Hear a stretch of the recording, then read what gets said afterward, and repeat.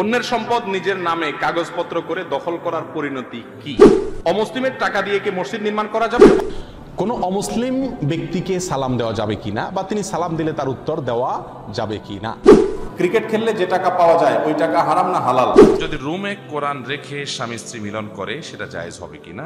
কেউ যদি 4টির অতিরিক্ত বিবাহ করে তাহলে কি ধরনের গুনাহ করবে? টিভিতে যখন খেলা হয় তখন বেট বা বাজি ধরা যাবে কিনা? দুর্গাপূজা উপলক্ষে তৈরি করা বিভিন্ন খাবার যেমন নাড়ু, মিষ্টি ইত্যাদি কোনো বন্ধু খেতে দিলে তা খাওয়া যাবে কি? মহিলারা রাতে চুল ছেড়ে ঘুমালে জিনের আসর করে, এ কথা কি সঠিক? রাস্তাঘাটে বা দোকানপাটে বসে সরকারি দর্শনীয় কাজগুলো নিয়ে আলোচনা করলে গীবত হবে কিনা? অন্যের সম্পদ নিজের নামে কাগজপত্র করে দখল করার পরিণতি কি? অন্যের সম্পদ নিজের জন্য দখল করা আর জাহান্নামের টিকিট বুকিং দেওয়া এক জিনিস। রাসূল করিম সাল্লাল্লাহু আলাইহি সাল্লাম বলেছেন, এক বিঘত সম্পদ যদি কেউ কারোর আত্মসাৎ করে, কিয়ামতের ময়দানে আল্লাহ রাব্বুল আলামিন তার গলায় 7 তবক জমিন ঝুলিয়ে দিবে, ধসাতে থাকবেন তাকে। একটা গুনাহ করেন, আল্লাহর একটা নাফরমানি করেন, আল্লাহর একটা হুকুমকে লঙ্ঘন করেন, এত বড় রিস্ক নাই। মানুষের সম্পদ অন্যায় ভাবে আত্মসাৎ করলে যত বড় রিস্ক আছে, কারণ এটা বান্দার হক আল্লাহ নিজেও মাফ করবেন না। আর কিয়ামতের দিন দুনিয়াতে যদি কারোর সম্পদ আপনি আত্মসাৎ করেন, কৌশলে নিজের নামে লেখায় নেন, আইল ঠেলে জায়গাটা বাড়ায় নেন, হারাম। তসবি টেনে কোরআন খতম পড়ে কোনো লাভ হবে না যদি মানুষের হক মারে। অমুসলিমের টাকা দিয়ে কি মসজিদ নির্মাণ করা যাবে? অমুসলিমদের টাকা মসজিদ নির্মাণের জন্য নেওয়া যাবে, তবে যদি তার কোনো প্রভাব বিস্তার করতে পারে, সে মসজিদের উপরে কোনো দখলদারিত্ব করতে আশঙ্কা থাকে, তাহলে নেওয়া যাবে না। এমনি সাধারণ হলে নেওয়া যাবে। কোনো অমুসলিম ব্যক্তিকে সালাম দেওয়া যাবে কিনা, বা তিনি সালাম দিলে তার উত্তর দেওয়া যাবে কিনা? এর উত্তর হলো, কোনো অমুসলিমকে সালাম দেওয়া যাবে না, তবে একজন মানুষ হিসাবে, সঙ্গী হিসাবে, প্রতিবেশী হিসাবে, সহকর্মী হিসাবে একে অফিসের সময় কাজ করলে অন্য ধর্মের লোকজন থাকেন, তো তাদেরকে আমরা প্রচলিত যে সমস্ত সম্ভাষণ আছে, প্রচলিত যে সমস্ত অভিবাদন আছে, গুড মর্নিং, গুড ইভিনিং, সুপ্রভাত, কেমন আছেন ভাই, এ জাতীয় সম্ভাষণ দ্বারা আমরা তাদেরকে কি করতে পারি? অভ্যর্থনা জানাতে পারি এবং তাদের সাথে কথাবার্তা শুরু করতে পারি, কোনো অসুবিধা নাই। কিন্তু শরীয়তের যে সালাম, আসসালামু আলাইকুম বলে যে সালাম শরীয়ত আমাদের জন্য নির্ধারণ করে দিয়েছে, এই সালাম অমুসলিমকে দেওয়া জায়েজ নাই। অনেক সময় অনেক হিন্দুরা বা অন্য ধর্মের লোকেরা, ভাইরা আমাদেরকে সালাম দেয়, তারা যদি আমাদেরকে সালাম দেয়, আসসালামু আলাইকুম বলে, তো আমরা তাদের জবাবে বলবো ওয়া আলাইকুম। কি বলবো? আমি আরবি ভালো পড়তে পারি না, বাংলায় কোরআন পড়া যাবে কিনা? ভাই রাহেল, আপনি বাংলায় কোরআন অর্থ পড়তে পারেন, কিন্তু উচ্চারণ দেখে কোরআন পড়া ঠিক নয়, কারণ এতে কোরআনের বিকৃতি হয়ে যায়, সঠিক উচ্চারণ হয় না। আপনি আরবিটাই একজন শিক্ষকের মারফতে বা একজন ওস্তাজের মাধ্যমে অথবা অনলাইন কোনো কোর্সের মাধ্যমে আপনি চেষ্টা করুন শুদ্ধ করে পড়ার জন্য। এরপরে যদি আপনি শুদ্ধ করে পড়তে না পারেন তাহলে আপনার কোনো গুনাহ হবে না, কারণ লা ইউকাল্লিফুল্লাহু নাফসান ইল্লা উসআহা। আপনার সাধ্যের সবটুকু ব্যয় করে থাকলে আল্লাহ তাআলা আপনাকে এর জন্য গুনাহগার করবেন না। ইমামের পিছনে নামাজ আদায় করার সময় মুক্তাদির ভুল হলে করণীয় কি জানতে চাই। ইমামের পিছনে যদি মুক্তাদির ভুল হয় তাহলে দেখতে হবে সে ভুলের ধরনটা কেমন। ভুল 3 প্রকারের হতে পারে। 1, কোনো ফরজ তরক হয়ে গেছে।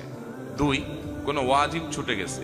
3, কোনো সুন্নত ছুটে গেছে। ইমামের পিছনে যদি ওয়াজিব ছুটে যায় মুসল্লির, তাহলে সেক্ষেত্রে তার সিজদা সাহু দেওয়া লাগবে, কারণ সে তো ইমামের আনুগত্য করছে। সিজদা দিতে গেলে তো ইমাম থেকে আলাদা হতে হবে। ইমামত তার ভুল হলে বলেছে তার ভুলের জন্য সেই ইমাম থেকে আনুগত্য থেকে বের হয়ে আলাদা সিজদা সাহু দিবে, সে অপশন নাই। ইমামের আনুগত্য করতে হবে। ইন্নামা জুইলাল ইমামু লিইউতাম্মা বিহি, ইমাম দেয় হয়েছে তাকে আনুগত্য করবার জন্য। বিদায় জামাতের সাথে নামাজ পড়তে গিয়ে ওয়াজিব ছুটে গেলে এর জন্য কিছুই করতে হবে না, নামাজ হয়ে যাবে। ফরজ ছুটে গেলে তো ওটা পুনরায় পড়তে হবে, আর যদি সুন্নাত ছুটে যায় তাহলে তো সিজদা সাহু কোন অবস্থাতেই লাগবে না। ইসলামে মিলাদ এবং কিয়াম করা কি জায়েজ আছে? দুরুদ পড়া এটা ঠিক আছে, নবীজির জন্য দুরুদ, কিন্তু দুরুদ পড়ার জন্য একত্রিত হওয়ার কোনো দরকার। আমরা নামাজে যে দুরুদ পড়ি একা একা পড়ি না, সবাই একসাথে পড়ি, সুর মিলাইয়া আল্লাহুম্মা সাল্লি আলা, এভাবে সুর মিলাইয়া নামাজের মধ্যে দুরুদ পড়েন আপনারা, নাকি যার যারটা শেষে পড়ে? তো নামাজের মধ্যে যদি যার যারটা শেষে পড়ে, নামাজের পরে হলে আবার একত্র হইতে হবে কেন? নামাজের চাইতে গুরুত্বপূর্ণ কোনো অবস্থা আছে মুসলমানের জীবনে? তাহলে সেখানে যদি যার যারটা শেষে পড়া যায় তাহলে বোঝা গেল নামাজের বাইরেও যার যারটা শেষে পড়া যাবে এবং একত্র হওয়ার কোনো নির্দেশ নাই। দুরুদ পড়ার জন্য একত্র হইতে বলা হয়নি। 1। 2 নম্বর হলো, দুরুদ পড়তে পড়তে যে দাঁড়িয়ে যেতে হবে এটাও কোনো সঠিক কথা না। দুরুদ তো নবীজির জন্য না, নবীর দুরুদ পড়তে গেলে যদি দাঁড়ায় যাওয়া লাগে তাহলে আল্লাহর কোরআন পড়তে গেলে তো ফ্যানের সাথে ঝুলাও। নবী বড় না আল্লাহ বড়? আরে কেউ তুলনা হয় নাকি? নবী তো আল্লাহ সৃষ্টি, আল্লাহ হলেন মালিক, তাই না? তো নবীর ব্যাপারে দুরূদ পাঠ করলে যদি সম্মানার্থে দাঁড়ায় যাওয়া লাগে, তাহলে আল্লাহর কোরআন পড়ার সময় তো লাফানো উচিত। তাহলে বোঝা গেল এগুলো সঠিক না। ঈদ থাকলে তো ঈদের নামাজ থাকবে নাকি? তো 12 রবিউল আউয়ালকে যদি আমরা ঈদে মিলাদুন নবী বলি, তাহলে ঈদ তিনটা হইলো, ঈদ উল ফিতর, ঈদ উল আজহা আর ঈদে মিলাদুন নবী। তাহলে ঈদ উল আজহা, ঈদ উল ফিতরের তো নামাজ আছে আমরা জানি, ঈদে মিলাদুন নবীর নামাজ কখন আছে? কোন নামাজ নাই। তো বোঝা গেল যে আসলে ঈদে মিলাদুন নবীর নামে কোন ইবাদতের উপলক্ষ, কোন অকেশন ইসলামের শরীয়তে কোথাও। এই ফিতনার যুগে আমরা কিভাবে হারাম থেকে বাঁচতে পারি? ফিতনা সংকুল সময়ে হারাম থেকে, বিশেষ করে হারাম রিলেশন থেকে বেঁচে থাকাটা খুবই কঠিন একটি কাজ। তরুণদের জন্য এটি তো রীতিমতো সবচেয়ে কঠিন কাজগুলোর একটি। তরুণরা নামাজ রোজা করতে পারেন, দায় রাখতে পারেন, অনেক ভালো কাজ করতে পারেন, কিন্তু তারা নিজেদের চরিত্রকে কালিমার আগানো থেকে বাঁচিয়ে রাখবেন, হেফাজত রাখবেন, এটা খুব কঠিন হয়ে গেছে। তো এইরকম পরিস্থিতিতে আমাদের আল্লাহ সুবহানাহু ওয়া তাআলার পানাহ চাওয়ার কোনো বিকল্প নাই। আল্লাহ সুবহানাহু ওয়া তাআলার কাছে বেশি বেশি আমরা দোয়া করব এবং পানাহ চাইবো, হে আল্লাহ, আপনি আমাদেরকে সমস্ত গুনাহ থেকে বাঁচিয়ে রাখুন, সমস্ত নাফরমানি থেকে বাঁচিয়ে রাখুন। এই দোয়া আল্লাহ সুবহানাহু ওয়া তাআলার কাছে আমরা করব। আল্লাহ তাআলার কাছে মুত্তাকি হতে পারার জন্য দোয়া করব। সেই সাথে হারামের যে পরিবেশ আছে, সেই পরিবেশ থেকে যতটুকু সম্ভব দূরত্ব বজায় রাখা। যেখানে গেলে হারামের পরিবেশ আমি নিপরিচিত হতে পারি, সেই জায়গাটা আমি যাবো না যতটা সম্ভব। ধরুন একটা বিয়ের অনুষ্ঠান, প্রচুর পরিমাণ বেপরদিগি হয়ে থাকে, পর্দাহীনতার ব্যাপার ঘটে, অশ্লীলতার ছড়াছড়ি হয়ে থাকে, সেখানে চাইলেও নজরকে হেফাজত করা কঠিন হয়। তাহলে সেক্ষেত্রে এই ধরনের পরিবেশে আমরা গেলাম না, অর্থাৎ নিজেকে বাঁচিয়ে রাখলাম। সেই সাথে আল্লাহ সুবহানাহু ওয়া তাআলার কাছে কায়মুল বাক্যে পানাহার কথা বলেছি যে পানাহ চাইবো আমরা ইনশাআল্লাহ তাআলা। ওয়াজের সাথে মিউজিক লাগানোর বিষয়টি কতটুকু যুক্তিযুক্ত?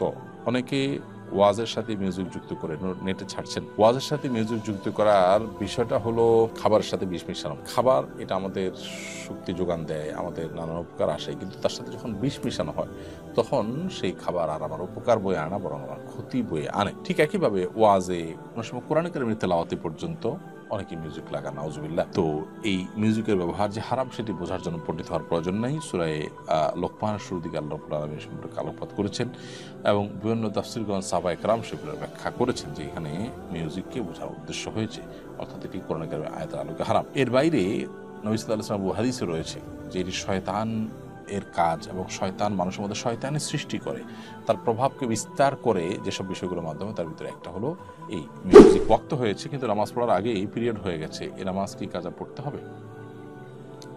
ওয়াক্ত হয়েছে, যথেষ্ট সময় ছিল, আপনি কাজা আদায় করতে পারেন নাই, তো এটি অবহেলা। বিশেষ করে অনেকে একেবারে ওয়াক্তের শেষ মুহূর্ত পর্যন্ত নিয়ে যান। তো শেষ মুহূর্ত পর্যন্ত নিয়ে যাওয়া বা সময় পার করে দেওয়া, একদম শেষের দিকে গিয়ে আপনার পিরিয়ড হয়ে গেল, তো সেই নামাজটা আপনাকে পড়তে হবে, বিশেষ করে যদি পুরো ওয়াক্তই আপনি অলমোস্ট পার করে দিয়েছেন, এরকমটি হয়। কাউকে জাকাত দেওয়ার পর যদি মনে হয় সে আসলে জাকাতের হকদার নয়, তাহলে সেক্ষেত্রে করণীয় কি? আপনি জাকাত দিয়েছেন, যখন ভালো করে যাচাই বাছাই করেন নাই, পরবর্তীতে আপনার কাছে নিশ্চিত হয়েছিল একটি জাকাতের হকদার নয়, তাহলে সেক্ষেত্রে সেই টাকার জাকাত আদায় হবে না, বরং সেটা উপযুক্ত ব্যক্তি খুঁজে বের করে তাকে জাকাত দিতে হবে।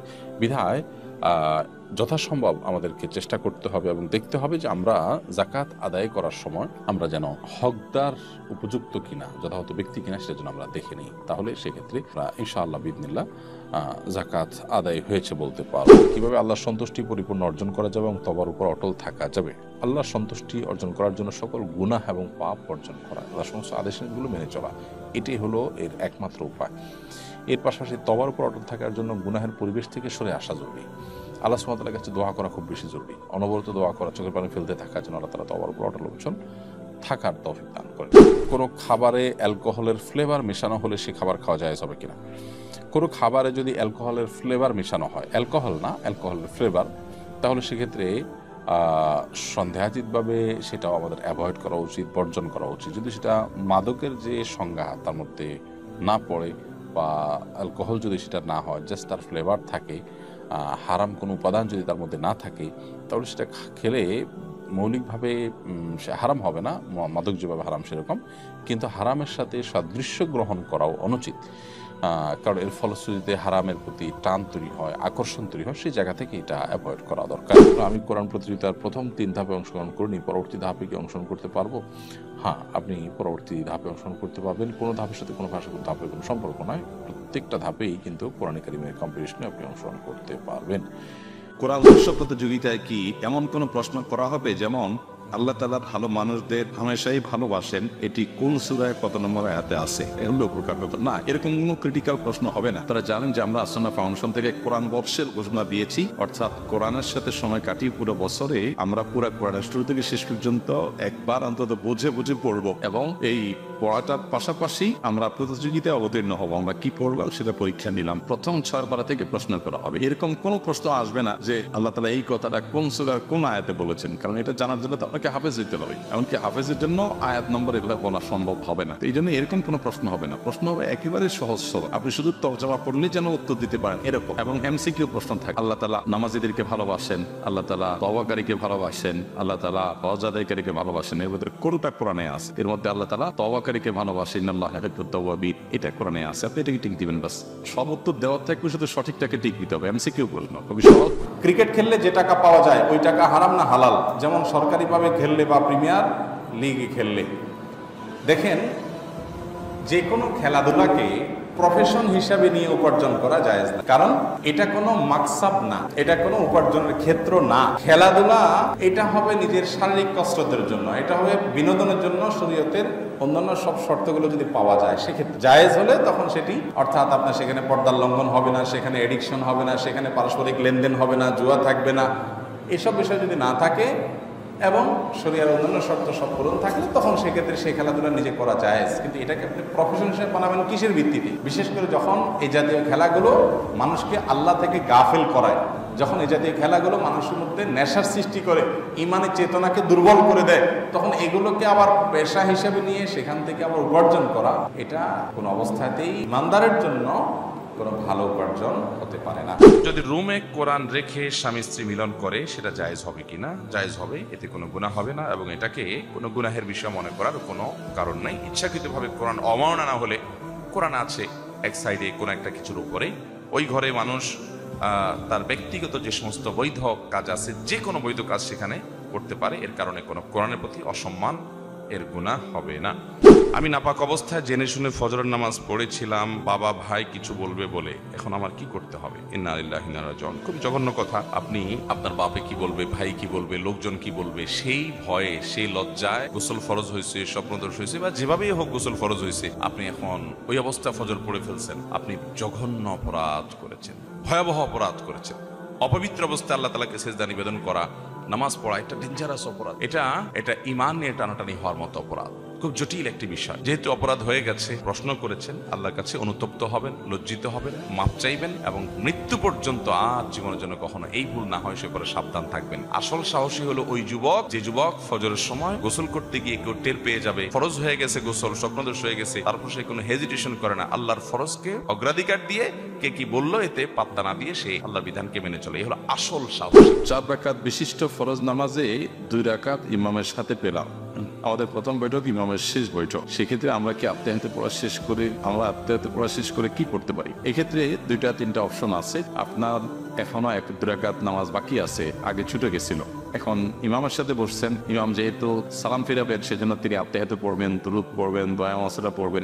আপনি তো আত্মীয়তে পড়ার পর আপনার কোনো ডিউটি নেই, আপনি এখন সালাম ফেরানোর পর ইমামের আপনি দাঁড়িয়ে বাকি নামাজ পড়বেন। এখন প্রশ্ন হলো, ইমাম তো বাকিগুলো পড়বেন, আপনি কি করবেন? এর উত্তর হলো যে আত্মীয়তে পড়ে আপনি চাইলে অপেক্ষা করতে পারেন চুপচাপ, আর চাইলে আত্মীয়তের যে শেষের অংশটা বারবার পড়তে পারেন, আশহাদু আল্লা ইলাহা ইল্লাল্লাহু ওয়া আশহাদু আন্না মুহাম্মাদান আবদুহু ওয়া রাসূলুহু। কোনো ওলামা ইকরাম অবশ্য আপনার দুরূদ যদি পড়তে চায় কেউ সেটা পড়াও শুন রেখেছেন, কিন্তু আপনি সালাম ফেরাবেন না, যাই পড়েন ইমামের সাথে আত্মীয়তের শেষ অংশ বারবার পড়লেন কিংবা অপেক্ষা করলেন, ইমাম সালাম ফিরে ফেলবেন, তখন আপনি সালাম না ফিরে দাঁড়িয়ে বাকি নামাজ পড়বেন, ইনশাআল্লাহ আপনার নামাজ পেয়ে যাবেন। আমরা সকলে জানি একজন ব্যক্তি সর্বোচ্চ 4টি বিবাহ করতে পারে। কেউ যদি 4টির অতিরিক্ত বিবাহ করে তাহলে কি ধরনের গুনাহ করলো? তিনি কবিরা গুনাহ করেছেন এবং জিনায় লিপ্ত হয়েছেন, এই বিষয়টি এখানে বলা যাবে। কারণ আল্লাহ সুবহানাহু ওয়া তাআলা বলেছেন, ফানকাহু মা তাবা লাকুম মিনান নিসাই মাসনা ওয়া সুলাসা ওয়া রুবা। বিবাহ একজন পুরুষ সর্বোচ্চ 4টি পর্যন্ত করার অনুমতি রয়েছে, একসঙ্গে 4 জন স্ত্রী তার থাকতে পারে একসঙ্গে। আর 4 জনের অধিক যদি কেউ বিয়ে করেন তাহলে তার 5ম থেকে নিয়ে পরবর্তী সকল বিবাহগুলোই অবৈধ এবং বাতিল বিবাহ হিসেবে গণ্য হয়, যার কারণে সেগুলো বিবাহ নয়, বরং সেগুলো জেনা এবং ব্যভিচার বলে ধর্তব্য হবে এবং সে বিয়ে বিশুদ্ধ হবে না। অতএব 4-এর অধিক বিবাহ যদি কেউ করেন, একই সঙ্গে 4 জনের বেশি স্ত্রী রাখেন, সেটা শুধু হারাম হবে তাই নয়, এবং ওই বিয়েগুলো বিয়েই না, ওগুলো অটোমেটিক আপনার জেনা এবং ব্যভিচার হিসাবে ধর্তব্য। সরকার জুলাই শহীদের তালিকার জন্য যে ফরম দিয়েছে তাতে মেল ফিমেলের পাশাপাশি আদার এবং ট্রান্সজেন্ডার এই ঘরগুলো রাখা হয়েছে। বিষয়টা কিভাবে দেখেন? খুবই গর্হিত এবং আপত্তিকর একটি বিষয়। আমাদের স্বাস্থ্য খাতের উপরে শয়তান ভর করেছে বেশ কিছুদিন থেকে। এমতো পরিস্থিতিতে আমরা বলতে চাই যে এখানে ট্রান্সজেন্ডার বলতে যে আসলে সমকামিতাদেরকে বোঝা, এটি আমরা এর আগে বিভিন্ন সময় ব্যাখ্যা করেছি যে একজন পুরুষ তিনি যখন তথাকথিত নিজেকে নারী ঘোষণা করেন এবং তখন খুব স্বাভাবিকভাবে যেহেতু নিজেকে নারী ঘোষণা করেছেন পুরুষ সাথে বিয়ে করেন বসেন, অথচ অরিজিন তার পুরুষ, তাহলে আরেকজন পুরুষ সাথে বিবাহ করার মাধ্যমে তিনি কিন্তু সমকামিতা লিপ্ত হলেন। এই কারণে ট্রান্সজেন্ডার ভাবনাটা বা আইডিয়াটা আমাদের সমাজে কোনোভাবে আমদানি করা যাবে না। বর্তমান গভর্নমেন্টের স্বাস্থ্য মন্ত্রণালয়ে যে ওয়েবসাইট করা হয়েছে সেখানে আহত নিহত তালিকা সংগ্রহ করতে গিয়ে ট্রান্সজেন্ডার রাখা হয়েছে, বাদ দেওয়া উচিত। এখানে আলাদা করে ড্রপ ডাউন দেওয়ার মানে হলো এটা মার্কেটিং করা। এটার সাথে যারা জড়িত আছে নিশ্চয়ই তারা বাহির থেকে টাকা খেয়েছে, তাদের বিরুদ্ধে কঠোর ব্যবস্থা গ্রহণ করা দরকার। টিভিতে যখন খেলা হয় তখন বেট বা বাজি ধরা যাবে কিনা, মোবাইল অ্যাপের মাধ্যমে এই বাজিগুলো ধরা বা খেলা যাবে কিনা দয়া করে বলবেন। বাজি ধরা এটা হলো জুয়া, আর আল্লাহ রাব্বুল আলামিন কোরআনে কারিমে বলেছেন যে ইন্নামাল খামরু ওয়াল মাইসিরু ওয়াল আনসাবু ওয়াল আজলামু রিজসুম মিন আমালিশ শাইতানি ফাজতানিবু। মদ এবং জুয়া ইত্যাদি এগুলো শয়তানের কর্মকাণ্ড, এগুলো থেকে বেঁচে থাকো। জুয়াকে ইসলাম হারাম করেছে, এজন্য কোনো প্রকার জুয়া ধরা যাবে না। যুবক ভাইরা অনেকে মজা করে এই সমস্ত বাজি ধরেন বন্ধু বান্ধবদের মধ্যে, আছে না নাই? আমি তোরে খাওয়াবো, তুই আমার খাওয়াবি, এত টাকার বাজি, বলে যে এমনি মজা করে ধরছি। ভাইরা আমার, এই মজা যখন জাহান্নামের শাস্তি এর কারণে পেতে হবে তখন বুঝবেন যে এই মজা শুধু মজা নয়, বরং এটি আপনার ধ্বংসের কারণ। অতএব কোনো জুয়া ধরা যাবে না। বর্তমান পরিস্থিতিতে অনেকে আইন হাতে তুলে নিচ্ছে, যাদের ব্যাপারে মানুষ সংঘবদ্ধ হয়ে আঘাত করছে, তারা জালিম, তবু তারা আইন নিজের হাতে তুলে নেওয়া সংগত হচ্ছে কিনা? কেউ যদি অন্যায় করেও তারপর আইন হাতে তোলা জায়েজ নেই, কারণ এর মধ্য দিয়ে একটা সমাজ বিশৃঙ্খল হয়, এর মধ্য দিয়ে অনেক অন্যায়ের পথ সুগম হয়। আপনি যাকে অন্যায়কারী হিসাবে তার ব্যাপারে শাস্তি দেওয়ার কাজটা করতে যাচ্ছেন, এটা যদি আরেকজনও করে তাহলে সেক্ষেত্রে ঠুনকো অজুহাতে একজন আরেকজনের শত্রুতা উদ্ধার করা শুরু করবে, সমাজে একটা বাজে দৃষ্টান্ত তৈরি হবে এবং একটা অস্থিতিশীল পরিস্থিতি আসবে, যেটা ইসলাম সমর্থন করেন। নবী করিম সাল্লাল্লাহু আলাইহি সাল্লাম বিচার করতেন, বিচারের আলোকে শাস্তি কার্যকর হতো। কোরআনের যে বিধান আছে সেই বিধানের আলোকে সাহাবীরা যার যার মধ্যে করে শাস্তি কার্যকর করতেন না। পরে নবী সাল্লাল্লাহু আলাইহি সাল্লামের কাছে আনা হতো, তিনি বিচার করতেন। পরবর্তী সাহাবীরা যখন খেলাফতের দায়িত্ব পেয়েছেন তারা বিচার করতেন, তার আলোকে বিচার করা হতো। কোনো যুক্তিতেই আইন নিজের হাতে তুলে নেওয়ার জন্য জায়েজ হবে না। তালাকপ্রাপ্ত নারী আর বিধবা নারীর ইদ্যত কি এক? তালাকপ্রাপ্ত নারী 3 মাস ইদ্যতকালে বিয়ে করা ছাড়া স্বাভাবিক জীবনযাপন করতে পারবে কিনা? তালাকপ্রাপ্ত নারী আর বিধবা নারীর ইদ্যতের সময়সীমা এক নয়। বিধবা নারী যার স্বামী মারা গেলেন তিনি 4 মাস 10 দিন পর্যন্ত ইদ্যত পালন করবেন। আর তালাকপ্রাপ্ত নারী তিনি যদি গর্ভধারণকারিণী হন, অর্থাৎ যে অবস্থায় তালাকপ্রাপ্ত হয়েছেন তার গর্ভে যদি সন্তান থাকে তাহলে সেক্ষেত্রে গর্ভ খালাস হওয়া পর্যন্ত তিনি ইদ্যত পালন করবেন। অন্যথায় তিনি 3টা মাসিক পর্যন্ত ইদ্যত পালন করবেন। 3টা মাসিক পার হয়ে যাবে, এরপর তার ইদ্যত পালন হয়ে গেছে বলে মনে করা হবে। তালাকপ্রাপ্ত নারী 3 মাস ইদ্যতকালে বিয়ে ছাড়া অন্য সব সাধারণ কাজকাম করতে পারবেন, অর্থাৎ কোথাও যাওয়া দরকার, কোনো কাজ করা দরকার, এগুলো করতে পারবেন। পক্ষান্তরে বিধবা নারী তিনি এই 4 মাস 10 দিন অন্যত্র বিবাহ বসা, এমনকি নিজে বিশেষ সাজসজ্জা গ্রহণ করা এবং নিজের যে বসবাসের জায়গা সেই চৌহদ্দি থেকে একান্ত নিরুপায় না হলে বাহিরে যাওয়া, এই বিষয়গুলো সব তার জন্য নিষিদ্ধ। রোজা রাখা অবস্থায় দাঁত দিয়ে রক্ত বের হলে রোজার কোনো ক্ষতি হবে কিনা? বোন রোকেয়া, রোজা অবস্থায় যদি দাঁত দিয়ে রক্ত বের হয়, সামান্য রক্ত বের হবে, না গিলেন থুতুর সাথে ফেলে দেন, কোনো অসুবিধা, রোজা হয়ে যাবে। 5 ওয়াক্ত নামাজ ঠিক মতো পড়তে পারি না, নামাজে উদাসীনতা দূর করতে এবং মনোযোগ ফিরিয়ে আনতে কি করব? নামাজে উদাসীনতা দূর করবার জন্য নামাজের গুরুত্ব বুঝেন এরকম মানুষগুলোর সাথে আপনাকে উঠা বসা করতে হবে। সেই সাথে আল্লাহ সুবহানাহু ওয়া তাআলার কাছে একটি দোয়া করবেন, কোরআনে বর্ণিত দোয়া, যেটি ইব্রাহিম আলাইহিস সালাম করেছেন, রব্বি জাআলনি মুকিমাস সালাহ ওয়া মিন যুররিয়্যাতি রব্বানা ওয়া তাকাব্বাল দুআ। আবার বলছি, রব্বি জাআলনি মুকিমাস সালাহ ওয়া মিন যুররিয়্যাতি। আল্লাহ, হে আমার রব, আপনি আমাকে সালাত কায়েম করুন, কারিব করুন এবং আমার সন্তানদের মধ্যেও সালাত কায়েমকারী আপনি বানান। রব্বানা ওয়া তাকাব্বাল দুআ, এবং হে আমার রব, আপনি আমার দোয়া কবুল করুন। তো এইভাবে আল্লাহ সুবহানাহু ওয়া তাআলার কাছে বেশি বেশি করে আপনি সালাত কায়েমকারী যেন হতে পারেন তার জন্য দোয়া করবেন।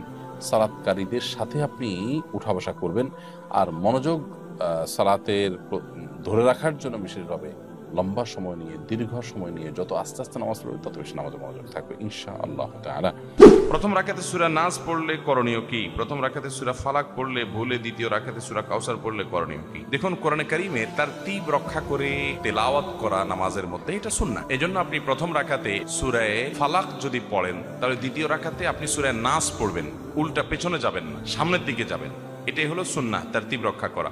যদি তারতিবের খেলাফ হয়ে যায় নামাজ হয়ে যাবে, কিন্তু এটা একটা অনুচিত কাজ হলো, সুন্নাহর খেলাফ কাজ, নামাজ হয়ে যাবে। নামাজটার কোয়ালিটিতে ত্রুটি হলো, পরবর্তীর জন্য সাবধানে থাকতে হবে, নামাজ হয়ে। আর যদি কেউ প্রথম রাকাতে সূরা নাস পড়ে বসে আছে, এরপরে সূরা কি? সূরা নাসের পরে সূরার নাম কি? আর সূরাই নেই, নাম থাকবে কোত্থেকে? এখন প্রথম রাকাতে বেচারা নাস পড়ে বসে আসছে, বা দ্বিতীয় রাকাতে কি করবে? এই জন্য অনেক ফুকাহা কেরাম পরামর্শ দিয়েছেন, ফুকাহানা পরামর্শ দিয়েছেন যে দ্বিতীয় রাকাতেও সে সূরা নাসই পড়বে, অতএব এর মাধ্যমে তার নামাজ হয়ে যাবে। কিন্তু ইচ্ছাকৃত এরকম করবে না। এটা হতে পারে কখনো অনিচ্ছাকৃত হয়ে গেছে, হ্যাঁ, তাহলে কোনো অসুবিধা নেই, নামাজ হয়ে যাবে। পরিবার থেকে বিয়ে দিয়েছে কিন্তু ছেলে ভালো না, এখন পরিবার সবাই বলে আমার নাকি কপাল খারাপ, আমি কষ্ট পাই, দয়া করে এই বিষয়ে বলবেন। কার নসিবে কি আসবে সেটা আল্লাহ তাআলা লিখে রেখেছেন। বহু ভালো মানুষের ভাগ্যে খারাপ মানুষ এসেছে, যেমন বিবি আসিয়া, তিনি জান্নাতি মানুষ, আল্লাহ নেককার বান্দি, কিন্তু তার ঘরে এসেছে ফেরাউনের মতো খারাপ মানুষ। তো কারোর খারাপ মানুষ সঙ্গে বিয়ে হলেই যে লোকটা খারাপ এরকম মনে করাটা মূর্খতা ছাড়া আর কিছুই নয়। অতএব এই মানুষগুলোকে কোরআন ও সুন্নাহর আলোকে বোঝানোর চেষ্টা করে, বিশেষ করে উম্মুল মুমিনিন আসিয়া রাদিয়াল্লাহু তাআলা আনহা, তিনি যে ফেরাউনের ঘরে সংসার করেছেন এবং তার সাথে থেকেছেন, একটা কাফেরের সাথে সংসার করেছেন, তো এর মানে কি তিনি খারাপ ছিলেন? তো স্বামী খারাপ হলে যে স্ত্রীটা খারাপ, সেজন্যই খারাপ স্বামী তার কপালে এসেছে এমনটি জরুরি নয়। আবার এর বিপরীতে ভালো যে মানুষ আছে তারা আমরা দেখি অনেকেই তাদের জীবনে খারাপ মানুষ পড়েছে, তো এটা কোনো জরুরি না যে জীবন সঙ্গী দেখে আপনি কারো ভালো মন্দ নির্ভর করবেন। পাইলস রোগ থাকলে যদি মলদার দিয়ে রক্ত ঝরে তাহলে রোজা হবে কিনা? হবে, রোজা হয়ে যাবে, কোনো অসুবিধা নেই। পাঠ্যপুস্তক সংস্কার ও পরিমার্জন কমিটি নিয়ে আলেমদের তীব্র ক্ষোভ লক্ষ্য করলাম। কমিটি কি এমন করেছে যে কারণে আলেমরা এতটা বিক্ষুব্ধ? সত্যি বলতে আমাদের কোমলমতি শিশুরা স্কুলে মাদ্রাসায় কি বই পড়বে? এই পাঠ্যপুস্তক সংস্কার এবং পরিমার্জন করবার জন্য যে কমিটি করা হয়েছে, সেই কমিটির আসলে কোনো সিদ্ধান্ত এখন আমাদের কাছে আসেনি, যেটার কারণে ওই সিদ্ধান্ত নিয়ে বিতর্ক হবে। বিতর্কটা হলো যে এই কমিটিতে চিহ্নিত ইসলাম বিদ্বেষীরা রয়েছে, বরং আমি আরো ভালোভাবে বলতে পারি ইসলাম বিদ্বেষী, ধর্ম বিদ্বেষী, সকল ধর্মের প্রতি বিদ্বেষ লালন করে এই টাইপের মানুষজন এবং ধর্ম সম্পর্কে মিনিমাম জ্ঞান তো নয় বরং বিদ্বেষ আছে, এরকম মানুষজন এই কমিটিতে আছে, বিশেষ করে অধ্যাপক কামরুল ইসলাম মামুন এবং সামিনা লুৎফা। অতএব এই জায়গাটা থেকে মূলত ওলামা ইকরাম বিক্ষুব্ধ। গতকালকে মানববন্ধন বোধহয় হয়েছে, ওলামা ইকরাম বিভিন্নভাবে কথা বলছেন যে পাঠ্যপুস্তক সংস্কার পরিমার্জন কমিটিতে এ ধরনের চিহ্নিত ইসলাম বিদ্বেষী যাতে কোনো অবস্থাতে থাকতে না পারে তাদের জন্য অপসারণ করা হয়, সেই জন্য ওলামা ইকরাম দাবি তুলছেন এবং দাবিটা খুবই যৌক্তিক। পাহাড়ে প্রায় রক্তক্ষয়ী সংঘর্ষ হচ্ছে, পাহাড়িদের একটা অংশ সেখানকার স্বাধীনতা কিংবা স্বায়ত্তশাসন চাচ্ছে, তাদের বড় একটা অংশ অস্ত্রসজ্জিত। এরপরে বাংলাদেশ সরকারের ভূমিকা কি হওয়া উচিত বলে আপনি মনে করেন? সংখ্যাগরিষ্ঠ মুসলমানদের এই ভূমি, এটার কোনো অংশকে বিচ্ছিন্ন করার জন্য যদি কেউ অপচেষ্টায় লিপ্ত হয়, বিশেষ করে যারা নিজেদেরকে পাহাড়ি দাবি করছে, তারা বৌদ্ধ ধর্মের অনুসারী বেশিরভাগই, এবং তাদের একটা বড় অংশ খ্রিস্টান হয়ে গেছে, তো মুসলমানদের অধ্যুষিত এই ভূমি যেখানে অন্যান্য ধর্মাবলম্বীরাও থাকেন এবং মুসলমানরা শান্তিপূর্ণভাবে সহাবস্থান করছেন অন্যদের সাথে, এই ভূমিটাকে যারা দুই টুকরো করে সেখানে বৌদ্ধ বা খ্রিস্টান রাষ্ট্র গড়ার স্বপ্ন দেখছে, বা বাহিরের কোনো দেশের, অমুসলিম কোনো দেশের স্বার্থকে যারা রক্ষা করার জন্য কাজ করছে, তাদের বিরুদ্ধে কঠোর ব্যবস্থা গ্রহণ করবার কোনো বিকল্প নেই। যদি সুযোগ তৈরি হয় তাহলে আমাদেরও আল্লাহকে সন্তুষ্ট করবার জন্য এই নিজের প্রিয় মাতৃভূমি, এই ভূখণ্ডকে রক্ষা করার জন্য আমাদেরকে যার যার জায়গা থেকে ভূমিকা রাখতে হবে এবং কাজ করতে হবে। পূজা উপলক্ষে বসা দোকান থেকে কি কোনো কিছু কেনা যাবে, কিংবা পূজা উপলক্ষে কোনো পণ্যে ডিসকাউন্ট দেওয়া যাবে কিনা? পুজো উপলক্ষে কোনো দোকান বসলো, আপনি সেই দোকান থেকে কিনলেন, গতিকে বা পথিমধ্যে পড়েছে, পথে পড়েছে, আপনি কিনে ফেলেছেন, কিনেছেন বৈধ কোনো জিনিস, এটি বেসিক্যালি হারাম নয়। কিন্তু সেখানে গিয়ে পূজার অনুষ্ঠান বা পুজো উপলক্ষে মেলা টেলা সেগুলো করে সেগুলোতে অংশগ্রহণ করা, পুজোর যে আনুষ্ঠানিকতা সেটাকে সমৃদ্ধ করা, এটা আপনার বিশ্বাসের সঙ্গে যায় না। একজন অন্য ধর্মাবলম্বী তার ধর্মীয় কাজ তিনি পালন করবেন, সে স্বাধীনতা তাকে দিবেন এবং কোনো প্রকার বাধা সৃষ্টি করবেন না এবং কাউকে বাধা সৃষ্টি করতে দিবেন না। প্রত্যেকে যার যার যে ধর্মীয় কাজ করছে সেক্ষেত্রে আমরা বাধা দিব না। পুজো উপলক্ষে যদি কোনো দোকান ডিসকাউন্ট দেয়, কোনো ব্যবসা প্রতিষ্ঠান কোনো অফার দেয়, তাহলে সেই অফার গ্রহণ করলে যেহেতু সেই কাজের সহযোগিতা প্রত্যক্ষভাবে হচ্ছে না, অতএব সেটিতে কোনো অসুবিধা নেই। আপনি যদি এমন কোনো কাজ করেন যেটিতে অন্যায় কাজের অ্যাপ্রিসিয়েট হয়, সহযোগিতা হয়, দলভারী করা হয়, তাহলে সেটা নিষিদ্ধ। এরকম যদি না হয় তাহলে সেক্ষেত্রে আপনার কোনো ভূমিকা সেখানে থাকলে সেটি নিষিদ্ধ নয়। দুর্গাপূজা উপলক্ষে তৈরি করা বিভিন্ন খাবার যেমন নাড়ু, মিষ্টি ইত্যাদি কোনো বন্ধু খেতে দিলে তা খাওয়া যাবে কি? দুর্গাপূজা বা হিন্দু ভাইদের কোনো ধর্মীয় অনুষ্ঠান বা অন্য কোনো ধর্মের মানুষদের ধর্মীয় কোনো উৎসব বা অনুষ্ঠানকে কেন্দ্র করে তারা যদি কোনো খাবার আমাদেরকে দেন, সেই খাবারটা আমাদের জন্য খাওয়া হালাল হবে কয়েকটি শর্ত সাপেক্ষে। 1 নম্বর শর্ত হলো তারা যে খাবারগুলো দিবেন সেই খাবারগুলো বেসিক্যালি এবং মূলগতভাবে হারাম হতে পারবে না। যেমন ধরুন তাদের জবাইকৃত পশু, তারা যদি মুশরিক হয়ে থাকেন তাহলে তাদের জবাইকৃত পশু আমরা খেতে পারবো না। অতএব তারা বাজার থেকে কোনো গোশত কিনে এনেছে, মুসলমানের জবাইকৃত কোনো পশুর গোশত তারা দিয়েছেন, আমরা খেতে পারি। মাছ দিয়েছেন, এটা আমরা খেতে পারি। কোনো ফলমূল দিয়েছেন, সেটা আমরা খেতে পারি, যদি সেখানে হারাম কোনো উপাদান না থাকে। আর দ্বিতীয় শর্ত হলো যে এই খাবারগুলো কোনো প্রতিমার সামনে উপস্থাপন করে সেগুলোকে কল্যাণের খাবার মনে করে যদি দেওয়া হয়, আমরাও যদি সেটাকে কল্যাণের খাবার হিসেবে গ্রহণ করি, তাহলে সেটা আমাদের জন্য নিষিদ্ধ, কারণ সেক্ষেত্রে তাদের সে বিশ্বাসটি ধারণ করা হয়ে যায়। আর যদি এমনিতে তারা সৌজন্যতামূলকভাবে আমাদেরকে দেয় তাদের কোনো পুজো উপলক্ষে, সেটি খাওয়াতে কোনো অসুবিধা নেই। ফজরের নামাজ পড়তে গিয়ে দেখি জামাত শুরু হয়ে গিয়েছে, আমিও গিয়ে দাঁড়িয়ে পড়লাম। প্রশ্ন হলো 2 রাকাত সুন্নাত যে বাদ পড়লো সেটা কি ফরজ নামাজের পরে পড়বো নাকি না পড়লেও চলবে? ফজরের যে 2 রাকাত সুন্নাত, এই সুন্নাত হলো সারা জীবনের সমস্ত সুন্নাত নামাজের মধ্যে সবচেয়ে গুরুত্বপূর্ণ সুন্নাত। এই জন্য নবী করিম সাল্লাল্লাহু আলাইহি সাল্লাম বলেছেন, লা তাদাহুমা ওয়ালাউ তারাদাতকুমুল সাইল, তোমার যদি বাহন ছুটে যায় যাক, তবুও এই 2 রাকাত নামাজ ছাড়বা না। এখন প্রশ্ন হলো জামাত শুরু হয়ে গেছে, আমি ফজরের সুন্নাত পড়তে পারি নাই, মিস হয়ে গেল, আমি কি করব? এর উত্তর হলো পরে আমি এই সুন্নাতটা পড়ে দেব। সেই পরের ব্যাখ্যাটা কি? আমি কি ফজরের ফরজ নামাজের পর সালাম ফেরানোর পর ইমামের সাথে নামাজ শেষ করে তারপরে পড়বো নাকি আরো দেরি করে পড়বো? আবার প্রশ্ন লিখেছেন না পড়লে চলবে কিনা। না পড়লে চলবে বলতে ফরজ আদায় হয়ে যাবে, কিন্তু নিশ্চয়ই আপনি গুনাহগার হলেন, ক্ষতিগ্রস্ত হলেন, কারণ আপনি একটু গুরুত্বপূর্ণ সুন্নাহ ত্যাগ করেছেন। এখন কখন পড়বেন? এর উত্তর হলো যে ফজরের সালাম ফেরানোর পরে না পড়ে সূর্য উদিত হওয়ার 15-20 মিনিট পর এশাকের নামাজের রক্ত যখন পান তখন থেকে নিয়ে আপনি যখন খুশি জল রাগ করছেন আপনি পড়বেন, এটা হলো উত্তম। আমরা জানি প্রতিটা বাবা মাকে তার সন্তানের ব্যাপারে জবাবদিহি করতে হবে। আমি বিয়ে করেছি এক বিধবা নারীকে, তার 2টি সন্তান আছে, এদের ব্যাপারে কি আমার কোনো জবাবদিহিতা আছে কিনা? কোন ব্যক্তি যদি কোনো নারীকে বিয়ে করেন যার আগের ঘরের সন্তান আছে অন্য স্বামীর, তো সেই সন্তানগুলো আসলে পরে যিনি এই ভদ্র মহিলার স্বামী হয়েছে, দ্বিতীয় স্বামী, তার দায় দায়িত্বের মধ্যে পড়ে না। এবং এই ভদ্রলোক মারা গেলে তার সম্পদের ভাগও এই বাচ্চারা পাবে না, কারণ এরা তার বাবা না আসলে, এবং এই ভদ্রলোকের সাথে তাদের ব্লাডের কোনো সম্পর্ক নাই। তবে স্ত্রীর আগের ঘরের সন্তান হিসাবে স্ত্রীর প্রতি ভালোবাসার থেকে, তার প্রতি দায়বদ্ধতা থেকে, স্ত্রীর সন্তানদের প্রতিও এক ধরনের আন্তরিকতা, এক ধরনের ভালোবাসা এবং দায়িত্ব তার উপরে, নৈতিক দায়িত্ব তার উপরে চলে আসে। কিন্তু শরীয়ত তাদের ভরণ পোষণ দেওয়া, সম্পদের ভাগ দেওয়া, এগুলো দিতে তাকে বাধ্য করে না। তবে ওই ভদ্র মহিলা যিনি, যেহেতু তার গর্ভে ধারণ করা সন্তান, এই জন্য মা হিসাবে তার ওই সন্তানদের প্রতি সাধ্য অনুযায়ী ভালোবাসা দেওয়া কর্তব্য আছে, যেহেতু মহিলা মানুষ, ভরণ পোষণের দায় দায়িত্ব তার উপর। বাড়িতে তারাবি সূরা মনে মনে পড়বো নাকি উচ্চস্বরে পড়বো? উচ্চস্বরেও পড়তে পারেন, মনে মনেও পড়তে পারেন। যদি একাকি পড়েন তবে জামাতের সাথে যদি পড়েন তাহলে ইমাম সাহেব জোরে পড়বেন। বাবা মায়ের জীবদ্দশায় ছেলেমেয়েরা সম্পদের ভাগীদার হতে পারবে কিনা? বাবা মায়ের জীবদ্দশায় ছেলেমেয়েরা সম্পদ পেতে পারে বাবা মা যদি তাদেরকে উপহার হিসাবে দেন সেই হিসাবে। তবে কোরআন সুন্নাহ বর্ণিত হার অনুযায়ী ছেলেমেয়েরা যে সম্পদের ভাগ পাওয়ার কথা সেটা হলো বাবা মার মৃত্যুর পর, সেটা জীবদ্দশায় কখনো তারা নিতে পারেন না। হ্যাঁ, জীবদ্দশায় বাবা মা যদি খুশি হয়ে সন্তানদের মধ্যে ভাগযোগ করে দিয়ে দেন, ঠিক আছে, ছেলেকে কিছু দিলেন, মেয়েকে কিছু দিলেন, ভাগযোগ করে তাদেরকে সম্পদ দিয়ে দেন, তাহলে সেটা জায়েজ আছে, এটা একান্ত বাবা মার ব্যাপার। কিন্তু তারা দিলেও সেক্ষেত্রে সমতা বজায় রেখে তারপর দিতে হবে। আর মৃত্যুর পর তারা সন্তানরা নিজেদের মধ্যে বাপ দাদার বাবা মা যিনি মারা যান তার সম্পদে অন্যদের যে অধিকার আছে সেটি তারা আদায় করবেন। তাহলে সেক্ষেত্রে জীবদ্দশাতে আপনি আপনার সন্তানকে গিফট দিতে পারবেন, সেক্ষেত্রে সমতা বজায় রাখতে হবে। আর সন্তান বাবা মার কাছ থেকে গিফট নিতে পারবেন, সেক্ষেত্রেও তার সমতা বজায় রাখা হচ্ছে কিনা খেয়াল রাখবেন। নিজে আপনাকে আপনার বাবা বেশি দিলেন, মা বেশি দিলেন, হ্যাঁ বেশি দেওয়ার একটা যৌক্তিক গ্রাউন্ড থাকতে পারে, যে কেউ কোনো কারণে অগ্রাধিকার পাওয়ার হক রাখে, যেমন সে পিছিয়ে আছে, সে একটু শারীরিকভাবে উইক, সে একটু বেশি খেদমত করেছে, বা সে একটু ভালো মানুষ, সে কারণে কোনো কিছু দেওয়া হলো স্পেশালি, সেটা কিন্তু জায়েজ আছে না? জায়েজ। বিগত আমলে এমন ব্যক্তিকে বাইতুল মুকাররমের খতিব বানানো হয়েছিল যিনি সেই দলের এমপি পদপ্রার্থী ছিলেন। তার নামাজ পড়ানোকে কেন্দ্র করে আজ বাইতুল মুকাররমে মারামারির ঘটনা ঘটেছে। এই জাতীয় মসজিদে জোর করে খতিব হওয়া কি ইসলাম সমর্থন করে? বাইতুল মুকাররমে যদি আজকে জুমার সময় মারামারি হয়ে থাকে, আমরা জানি না কি ঘটেছে। নবী করিম সাল্লাল্লাহু আলাইহি সাল্লাম সেই ব্যক্তির সমালোচনা করেছেন বা সেই কাজটাকে তিনি নিন্দা হিসাবে উল্লেখ করেছেন, হাদিসে আখ্যায়িত করেছেন, যদি কোনো ব্যক্তি ইমামতি করেন অথচ তার মুসল্লিরা তার উপরে গারে বা নাখোশ, মুসল্লিরা তাকে চায় না, তারপরে তিনি জোর করে ইমামতি করতে চান, এই ইমাম কখনো ভালো মানুষ হতে পারে না এবং এই কাজটা কখনো ভালো কাজ হতে পারে না।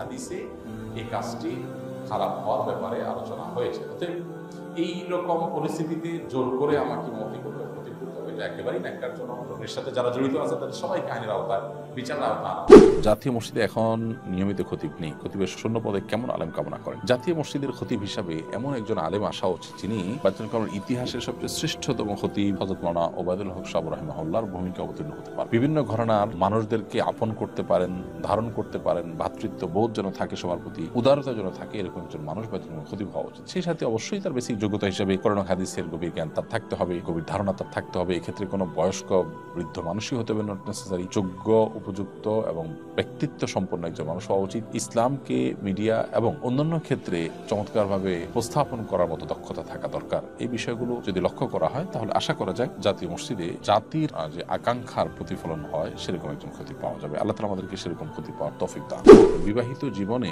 সুখী হবার জন্য করণীয় কি? সুখী দাম্পত্য জীবন যাপনের জন্য পরামর্শ দিবেন। বিবাহিত জীবনে সুখী হওয়ার জন্য, শান্তিতে থাকবার জন্য, সুখ পাওয়ার জন্য দুটি জিনিস দম্পতিকে উভয়কে মেনে চলতে হয়। তার একটি হলো সবর, আর একটা হলো শুকর। অর্থাৎ যে কোনো পরিস্থিতিতে ধৈর্য ধারণ করা এবং জীবন সঙ্গীর ভালো বিষয়গুলো যেটাই দেখবো আমরা সেটা দেখে শুকর আদায় করতে পারা। পজিটিভ জিনিসগুলো দেখে শুকর আদায় করা, নেগেটিভ জিনিসগুলো দেখলে সবর করা, ধৈর্য ধারণ করা। এই দুটি জিনিস ছাড়া কখনো সুখী দাম্পত্য জীবন সম্ভবপর হয় না। বিধায় এই দুইটাকে সবকিছুর উপর প্রায়োরিটি দিয়ে দেখতে হবে। ইনশাআল্লাহ বিদিনিল্লাহ দিন শেষে দেখা যাবে যে আমাদের আল্লাহ রাব্বুল আলামিন জীবনে বারাকা দিয়েছেন, বিশেষ করে দাম্পত্য জীবনে। মুসলমানদের গৌরবের একটা জায়গা হলো দাম্পত্য জীবনে সুখ শান্তি। অতএব এই সুখ এবং স্বাচ্ছন্দ্যমূলক যে দাম্পত্য জীবন সেটিকে ধরে রাখবার জন্য আমাদের সবর এবং শুকরের চর্চা থাকতে হবে, সবর এবং শুকরের আলোচনা থাকতে হবে, সবর এবং শুকরের ধারণা আমাদের মধ্যে বদ্ধমূল করতে হবে। বিষ প্রয়োগের মাধ্যমে পাখি শিকার করে খাওয়া যাবে কিনা?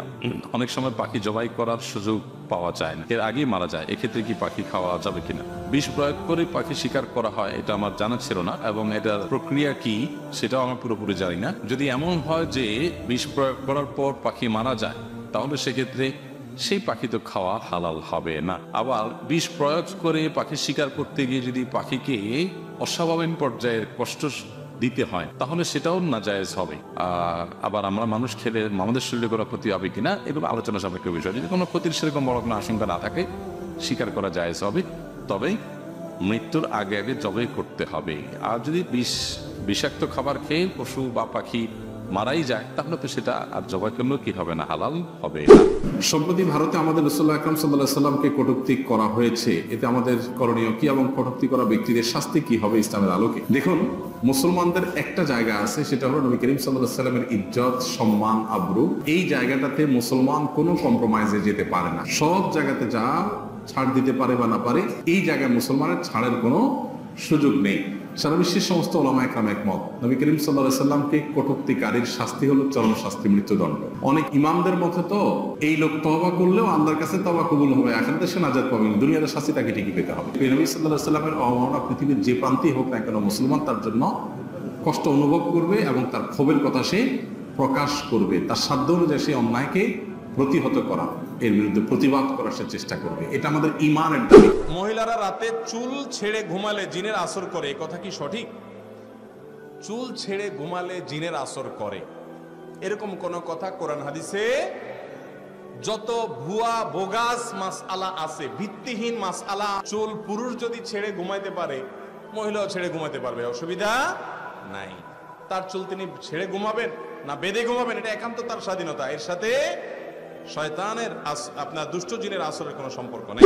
মাজারে হামলার প্রতিবাদে ফকিরি গানের আয়োজন করেছে মাজারপন্থীরা, কিন্তু স্টেজে এরকম কিছু লোক ছিল যারা শরীয়ত স্বীকার করে না, নামাজ রোজা দরকার মনে করে না, এমন কি নামাজের সময় তারা খাবার গ্রহণ করেছে, নামাজ পড়তে জাননি। এ ধরনের সুফিবাদ যারা লালন করে তাদের উপর শরীয়তের বিধান কি? আল্লাহ সুবহানাহু ওয়া তাআলা বলেছেন লিকুল মিনহুম শারআতুন ওয়া মিনহাজা, প্রত্যেক জাতিকে আল্লাহ সুবহানাহু ওয়া তাআলা আলাদা আলাদা শরীয়ত দিয়েছেন, এবং আল্লাহ সুবহানাহু ওয়া তাআলা বলেছেন শারআ লাকুম মিনাদ দীনি মা ওয়াসসা বিহি নূহান ইলা আখির আয়াত। অর্থাৎ আল্লাহ সুবহানাহু ওয়া তাআলা শরীয়ত আমাদেরকে দান করেছেন আমাদের কল্যাণ। আল্লাহর এই শরীয়ত, আল্লাহর যে আদেশ নিষেধ গোটা কোরআন জুড়ে রয়েছে, এগুলোকে যদি কেউ অস্বীকার করে তাহলে সে মুসলমান থাকার কোনো সুযোগ নেই। আমাদের দেশে তথাকথিত এরকম ফকির বা মাজারপন্থী যারা আছে, এদেরকে অনেকেই মুসলমান মনে করেন এবং সেটি নিছকই আমাদের ধারণাগত ভুল। মূলত কেউ যখন শরীয়তকে অস্বীকার করে, আল্লাহর আদেশ নিষেধগুলোকে অস্বীকার করে, তাহলে সে আর মুসলমান থাকে না। মাজারে হামলার প্রতিবাদে তারা যে গান করছিলেন, এটা তাদের তামাশা, এটা ইসলাম নয়। বিধায় এই মানুষগুলোকে আমরা হেদায়েতের পথে আসার জন্য আহ্বান করব। রাস্তাঘাটে বা দোকানপাটে বসে সরকারি দর্শনীয় কাজগুলো নিয়ে আলোচনা করলে গীবত হবে কিনা, সরকার যদি এমন কোন কাজ করে যেই কাজের সমালোচনা করা উচিত, এবং গণতান্ত্রিক দেশে সরকার নিজেই পারমিশন দিয়েছে বিরোধিতা করার, অতএব যদি শালীনতা বজায় রেখে, যৌক্তিকতা বজায় রেখে করেন, জায়েজ হবে। কিন্তু আমার প্রশ্ন হলো, আপনি চা দোকানে বসে যদি টকশো করেন, তাতে কি দেশের পরিবর্তন হয়ে যাবে? এই দেশে যত বুদ্ধিজীবী, এরকম বুদ্ধিজীবীর সংখ্যা পৃথিবীর কোন দেশে প্রতিটা চায়ের দোকানে 2টা-4টা করে টকশো সারাদিন হয়। এগুলো জায়েজ নাই, এগুলো শয়তান আমাদেরকে সময় নষ্ট করে। শুক্রবার শিক্ষা প্রতিষ্ঠান খোলা রাখা হতে পারে, ইসলামের আলোকে এই সিদ্ধান্তকে আপনি কিভাবে দেখেন? ইসলামের সৌন্দর্যগুলোর একটা হলো জুমার দিন। জুমা শব্দের অর্থের মধ্যেই সেই জিনিসটা লুকায়িত আছে, অর্থাৎ একত্র করে যে দিনটি মানুষকে, একটা মহল্লা অনেকগুলো মানুষ বা কয়েকটা ছোট ছোট মহল্লার অনেকগুলো মানুষ জুমার দিন সমবেত হয়, সামাজিক একটা বন্ধন সম্প্রীতি তৈরি হয়। জুমার মসজিদ থেকে সাধারণত মানুষকে ভালো কাজের নির্দেশ দেওয়া হয়, সৎ কাজের আদেশ দেওয়া হয়, অসৎ কাজ থেকে বাধা প্রদান করা হয়। এরকম অভিজ্ঞতাতে সাপ্তাহিক ছুটি রবিবার। কি কারণে রবিবার? কারণ তাদের দেশে, তাদের সমাজে বেশিরভাগ মানুষ খ্রিস্টান ধর্মাবলম্বী হওয়ার কারণে তাদের ধর্মীয় সাপ্তাহিক গুরুত্বপূর্ণ দিবস হলো রবিবার, সেজন্য তারা রবিবার ছুটি করেছে। তাহলে একই যুক্তিতে যেখানে মুসলমান বেশি, সেখানে ধর্মীয় বিবেচনাতেই জুমার দিন ছুটিটাকে সর্বোচ্চভাবে মানা উচিত। অতএব আমাদের সন্তানদের শিক্ষার নামে যদি শুক্রবারের জুমার দিনের যে তাদের ইবাদত বন্দেগীর সুযোগ, নৈতিক শিক্ষা লাভের সুযোগ, সেটা থেকে বঞ্চিত করা হয়, সেটা আমার মনে হয় না এটা যথোপযুক্ত কোনো সিদ্ধান্ত। এবার দেশে কোনো সাধারণ মানুষ এটাকে ভালোভাবে নিয়ে। সম্প্রতি গান গেয়ে গিয়ে এক যুবককে হত্যা করা ভিডিও ভাইরাল হয়েছে। জানা গেছে ঘটনাটি চট্টগ্রামে ঘটেছে। এই ধরনের ঘটনা বেড়ে চলেছে। এই ধরনের ঘটনার পুনরাবৃত্তি রোধে কি ধরনের শাস্তি প্রয়োগ করা উচিত, এ সম্পর্কে কোরআন সুন্নাহর আলো নির্দেশনা কি? এটা তো রীতিমতো ফাসাদ ফিল আরদের মধ্যে পড়ে, অর্থাৎ রাহাজানি, ত্রাসের সৃষ্টি, এগুলো কিন্তু ভয়ঙ্কর অপরাধ। ইসলামের শরীয়তের দৃষ্টিকোণ থেকে অপরাধগুলোর শাস্তি সবচেয়ে নির্মম ভাবে হাত এবং পা বিপরীত দিক থেকে, ডান হাত বাম পা, বাম হাত ডান পা কেটে এরপরে শুলে চড়িয়ে মৃত্যুদণ্ড কার্যকর করার কথা বলা হয়েছে। এই ধরনের অপরাধীদেরকে, এই ধরনের ঘটনা যেন না হয় সেজন্য দৃষ্টান্তমূলক শাস্তি হওয়া দরকার। কোরআনের শাস্তি বাস্তবায়ন হওয়া দরকার এবং শাস্তি শুধু আইনে নয়, বাস্তবে থাকা দরকার। যদি বাস্তবায়ন হয় তাহলে সেক্ষেত্রে দেখবেন যে এরকম অপরাধের প্রবণতা অনেক বেশি কমে। সম্প্রতি কক্সবাজারে ডাকাতদের আক্রমণে এক তরুণ সেনা কর্মকর্তা নিহত হয়েছে। এ ধরনের অপরাধ কর্ম প্রতিরোধে ইসলাম কি ধরনের পদ্ধতি অবলম্বন করতে বলেন? ডাকাতি যারা করে, সমাজ যারা বিশৃঙ্খলা করে, রাহাজানি করে এবং ত্রাসের রাজত্ব কায়েম করে, এটাকে কোরআনের ভাষায় বলা হচ্ছে ফাসাদ ফিল আরদ বা পৃথিবীতে ফাসাদ সৃষ্টি করা। এটার যে শাস্তি সেটা হলো ইসলামের দণ্ডবিধির মধ্যে সবচেয়ে কঠোর এবং কঠিন শাস্তির ক্ষেত্রে এরকম ব্যক্তির শাস্তি হলো যে তাকে হয় ডান হাত বাম পা, বাম হাত ডান পা এভাবে কেটে শাস্তি দেওয়া হবে, নয়তো তাকে শুলে চড়িয়ে মৃত্যুদণ্ড কার্যকর করা হবে, নয়তো তাকে ভিন কোন দেশে দেশান্তর করা হবে, আর না হলে হাত পা কাটার পাশাপাশি মৃত্যুদণ্ড কার্যকর করা হবে শুলে চড়িয়ে। এই অন্যায়ের যদি শাস্তি যথাযথভাবে কার্যকর হয় তাহলে সেক্ষেত্রে এ ধরনের অপরাধ করার দুঃসাহস থেমে যাবে। ফরিদপুরে কথিত সুফিবাদ চর্চা ও লালনবাদের ছদ্মাবরণে অল্প বয়সী নারীদের খ্রিস্ট ধর্মে দীক্ষিত করার অভিযোগ উঠেছে। এই পর্যায়ে আমাদের করণীয় কি? প্রত্যেক ধর্মের মানুষ যার যার ধর্মের কাজকাম করবে, প্রচার করবে, ঠিক আছে, বাট আপনি মুসলমান সেজে বা অন্য মুসলমানরা বিভ্রান্ত হতে পারে সেরকম কিছু করা কি আপনার জন্য আদৌ নৈতিকভাবে সঠিক হয়? আমি একটি ব্র্যান্ড আমার আছে, সেই ব্র্যান্ড এটার কাছাকাছি আরেকটা নাম, আরেকটা ব্র্যান্ড যদি কেউ দাঁড় করায়, আমি নিশ্চয়ই সেটাকে নৈতিক বলতে পারি না। দুইটাই প্যারালালে যদি চলে তাহলে মানুষ তো বিভ্রান্ত হয়ে যাবে। এবং এটা যে নকল, আপনি যেটা করেছেন এটা যে নকল, সেটা বোঝার অপেক্ষা রাখে না। অতএব খ্রিস্টানরা এদেশে মুসলমানদেরকে বিভ্রান্ত করার জন্য নাম দেয় ইসাই মুসলিম, কাদিয়ানীরা বিভ্রান্ত করার জন্য বলে আহমদিয়া মুসলিম। এমত অবস্থায় যারা লালনবাদ সুফিবাদ চর্চার নামে খ্রিস্টান ধর্ম প্রচার করছে এবং অল্প বয়সী নারীদেরকে টার্গেট করছে, তাদের বিরুদ্ধে যথাযথ ব্যবস্থা গ্রহণ করবার জন্য সংশ্লিষ্ট কর্তৃপক্ষে বিনীতভাবে আমি আহ্বান জানাচ্ছি। তা নাহলে সাধারণ যে সমস্ত দিনদার মুসলমানরা আছেন তারা ক্ষুব্ধ হয়ে যাবেন এবং পরিস্থিতি যদি বিব্রত কোনো পর্যায়ে চলে যায় সেটা আমাদের কারোর কাম্য হতে পারে। সেনাবাহিনীর নারী সেনার সদস্যদের হিজাব পরার ক্ষেত্রে এতদিন ধরে থাকা বিধিনিষেধ সম্প্রতি তুলে নেওয়া হয়েছে। বিষয়টা সম্পর্কে আপনার মন্তব্য জানতে চাই। খুবই চমৎকার একটি ঘটনাটি ঘটেছে। পৃথিবীর অনেক দেশে স্ব ধর্ম পালন করে সেনাবাহিনীর দায়িত্ব পালন বা সশস্ত্র বাহিনীর দায়িত্ব পালন করছেন। তা আমাদের দেশে এতদিন পর্যন্ত মেয়েরা কেউ যদি হিজাব পরে তিনি আর্মির চাকরি করতে চান সেক্ষেত্রে বিধিনিষেধ ছিল। এখন সে তুলে দেওয়াটা আমি মনে করি একটা যুগান্তকারী পদক্ষেপ হয়েছে, কারণ এটি হলো সংখ্যাগরিষ্ঠ মানুষের চাহিদা। আমরা জনগণের আকাঙ্ক্ষা, সাধারণ মানুষের আকাঙ্ক্ষার কথা বলি, সাধারণ মানুষ কি চায়। আমাদের সমাজে বরং সাধারণ মানুষের উপরে চাপিয়ে দেওয়ার একটা প্রবণতা আমরা দেখতে পাই, যে নানাভাবে বিতর্কিত করা বা কোনো কিছুকে চাপিয়ে দেওয়ার চেষ্টা করা হয়। এই অংশ হিসেবে আমরা দেখেছি যে হিজাব পরার পরে বিধিনিষেধ ছিল। এদেশে আপনি যদি সাধারণ মানুষের মতামত নেন তো আমার তো বিশ্বাস যে শতকরা 80%-এর বেশি মানুষ হিজাব পরার রাইট চাইবে। এখন যেটি হলো যুগান্তকারী ঘটনা ঘটেছে এবং এটি ইতিহাস হয়ে থাকবে ইনশাআল্লাহ। তার শুধু সেনাবাহিনীর মধ্যেই নয়, অন্যান্য সমস্ত জায়গাতেও নারীদের এই অধিকারটা নিশ্চিত করার জন্য আমাদেরকে কাজ করতে হবে। আল্লাহ তাআলা আমাদের সবাইকে সেই তৌফিক দান করুন।